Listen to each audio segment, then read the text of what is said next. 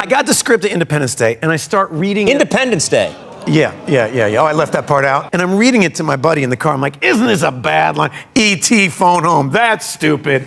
You know what I mean? And I'm going through it to the point where I literally throw it out to What? You threw the script for Independence Day out the window on a road trip? Onto the Texas highway. Okay, Yeah. now cut to Will Smith driving down the highway.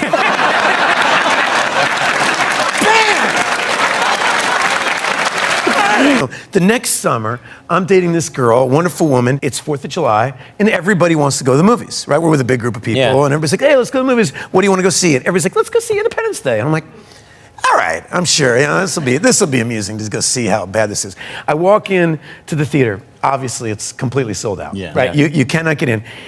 Will Smith says, E.T. phone home, boom, and the place roars. Right. I mean, they basically get a standing ovation in the middle of the movie. Right. And I'm sitting there going oh my God.